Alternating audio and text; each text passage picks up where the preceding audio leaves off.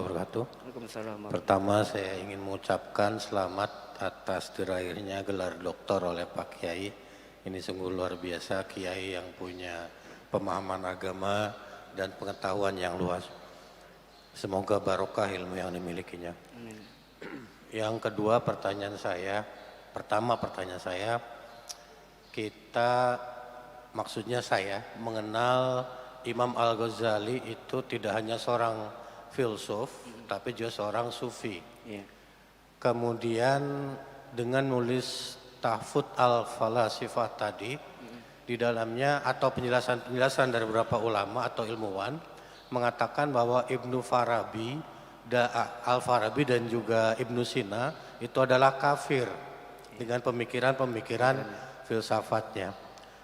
Saya jadi agak penasaran, apakah Imam Ghazali ketika menulis Tahfudz al-Falasifah atau ketika mengatakan bahwa Al-Farabi dan Ibnu Sina itu kafir, beliau masih pada posisi sebagai seorang filosof atau seorang sufi, atau dia secara simultan menganut keduanya.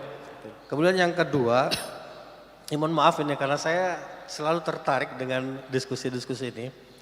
Saya sebutkan bukan sebuah ayat, dalam ayat tentang walaqad khalaqnal insana min sulalatin min tin tsumma ja'alnahu nutfatan fi qararin makin tsumma khalaqnan nutfata 'alaqatan fa khalaqnal 'alaqata mudghatan fa khalaqnal mudghata idzaman fa kasawnal idzama lahma. Ini menurut beberapa ilmuwan, teori penciptaan ini sama dengan filosof terdahulu yaitu Socrates dalam teorinya Genesis. Saya percaya bahwa ini adalah wahyu. Walaupun konsep ini agak memiliki kemiripan dengan konsepnya Socrates. Yang menjadi pertanyaan berdasarkan ayat dan pendapat Socrates tadi, apakah memang Socrates itu mendapatkan wahyu atau ini hanya memang sebuah hikmah atau wisdom yang dimiliki oleh Socrates? Pertanyaan berikutnya, apakah mungkin seorang Socrates, seorang Aristoteles, seorang Plato, atau mungkin Siddhartha Gautama yang lahir sebelum Nabi Muhammad, sebelum ditutupnya para nabi, adalah juga seorang nabi? Karena mereka mendapatkan kebijakan, mereka mendapatkan ilmu, mereka menyampaikan pengetahuan walaupun mereka bukan seorang rasul karena memang tidak ditetapkan dalam Al-Quran. Terima kasih Pak Kiai. Assalamualaikum warahmatullahi wabarakatuh. Assalamualaikum warahmatullahi wabarakatuh. Ya, ini pertanyaan pertanyaan bererod ya. Baik, yang pertama, saya senang sekali kalau ditanyakan apakah Al-Ghazali itu mengkritik filsafat itu pakai cara pandang dia atau pakai baju apa gitu. Apakah dia pakai baju ilmu kalam atau pakai baju fikih atau pakai baju hadis atau pakai baju mana? Kayaknya sentimen betul dengan filsafat ketika mengkritik Ibnu Sina. Kalau kita baca Tahfudz Falasifahnya Al-Ghazali, di mukaddimah itu beliau mengatakan bahwa saya mewakili para teolog. Jadi beliau mengkritik filsafat pakai cara pandang ilmu kalam, ya jelas berbenturan. Nggak akan ketemu. Dan pada saat itu memang Al-Ghazali belum sampai kepada, Al-Ghazali sudah belajar filsafat, tapi memang otodidak. Dia pelajari kitab Ibnu Sina, dia pelajari kitab Al-Farabi, dia pelajari terus kurang lebih selama 2-3 tahun dia pelajari, baru dia kritik. Sebetulnya kitab Tahfudz Falasifah sebelumnya dia sudah tulis namanya Maqasidul Falasifah. Tujuan filsafat itu sebetulnya begini. Jadi Ghazali sebenarnya berfilsafat, senang. Cuman filsafat yang mengingkari kehendak Tuhan dia tolak. Yang begitu. Katanya enggak sejalan dengan Islam. Maqasidul Falasifah barulah kritiknya dalam kitab Tahfudzul Falasifah. Sebetulnya saya bisa paham, kita juga bisa mudah paham kenapa Al-Ghazali mengkritik. Karena Al-Ghazali mengkritik pakai baju ilmu kalam. Pasti salah. Sama seperti orang mengkritik filsafat pakai baju fikih. dari arah mana juga salah. Sama seperti orang mengkritik filsafat pakai baju hadis dari ujung ke ujung nggak ada benernya. Kalau pengen cari titik temu, kritik filsafat pakai cara pandang filsafat juga. Sedikit tidaknya akan ketemu titik temunya. Meskipun nggak secara total. Perbedaan pendapat itu tetap terbuka ruangnya. Begitu. Karena dalam kesempatan lain, Imam Ghazali pernah membetulkan pendapat filosof. Hanya di kitab Tahaput Palasipa saja dia mengkafirkan. Tapi di kitab lain yang dia pakai cara pandang filsafat, contohnya dalam kitab saya lupa itu Al-Mizan itu, Mizanul Amal. Kitab Al-Ghazali namanya Mizanul Amal. Kata Imam Ghazali, kalau para filosof mengatakan bahwa asal muasal makhluk itu dari air, betul. Asal muasal makhluk diciptakan dari yang ada, betul. Ternyata kitab Mizanul Amal ini isinya banyak filsafat dan tasawuf. Tapi kalau kitab Tahaput Palasipa kebanyakan latar belakangnya ilmu kalam. Jadi nggak ada benernya filosof itu, salah terus. Ya.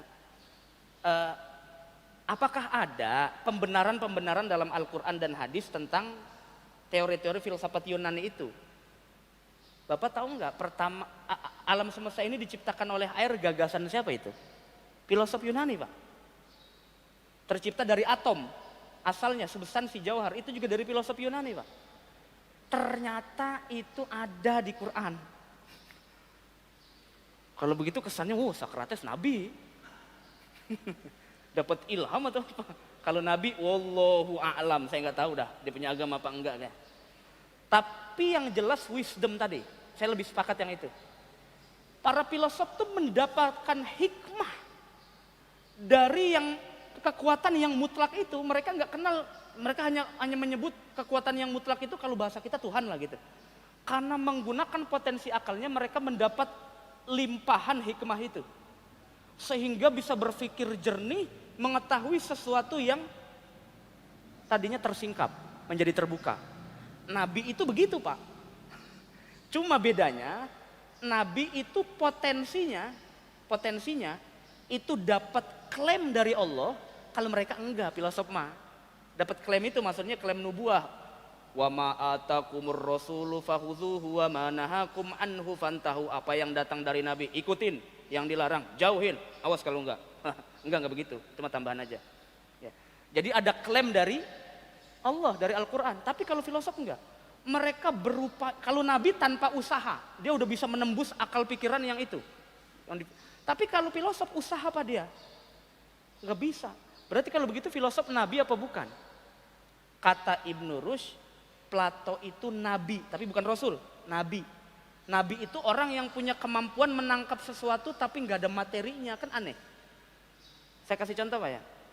Tahu dari mana? Tahu-tahu Nabi Muhammad mendakwah ada surga neraka. Emang di dunia ada? Kok bisa berbicara sesuatu yang tidak ada buktinya di alam nyata?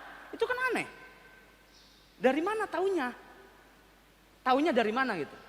Nah, filosof itu mencoba begitu, berpikir sesuatu sudah melampaui hal-hal yang empiris ini untuk menyingkap sesuatu yang gak ada buktinya secara. Bapak tahu ilmu astronomi, ilmu falak? Dulu Al-Farabi dengan keterbatasan alat sudah bisa meneropong ada langit pertama, langit kedua, langit ketiga dengan keterbatasan alat, dengan akal itu Pak. Itu luar biasa. Orang sekarang mah masih pakai ginian tuh. Orang dulu itulah akal manusia kalau dipotensikan dahsyatnya sangat luar biasa. Makanya akal menjadi fitrah manusia, yang membedakan manusia dengan makhluk lain adalah akal pikiran. Nah, kemudian ada ayat Qur'annya Pak ya. Waja'alna minal ma'i kulla syai'in hayyin. Kami ciptakan semua yang hidup itu dari air. Berarti filosof Yunani yang bilang bahwa semua dari air itu luar biasa itu. Sesuai dengan Quran itu. Cuman agamanya nggak ada, saya nggak tahu itu. Saya lebih sepakat itu bukan wahyu, tapi ilham atau semacam hikmah limpahan kepada manusia itu. Karena dia mau menggunakan akalnya dengan maksimal. Saya rasa kita semua punya potensi itu Pak, kalau digunakan. Cuman kalau potensi jadi nabi rasul punya pengikut nggak ada ukuran ada orang kayak kita Mak. Nggak ada ukuran. Untuk jadi punya pengikut, jadi nabi nggak ada yang begitu. Paling hanya sekedar menjadi orang yang mendapatkan limpahan Allah dengan hikmah. Ayatnya mana? Yu'til hikmata may yasha. Wa may yu'tal hikmah faqad utiya khairan katsir. Cari hikmah Allah itu, cari, diupayakan. Yang terakhir apa tadi saya lupa itu. Yang terakhir. Sepertinya udah itu. Oh, udah ya? Sudah ya. Udah. Ya mungkin itu yang bisa saya jawab.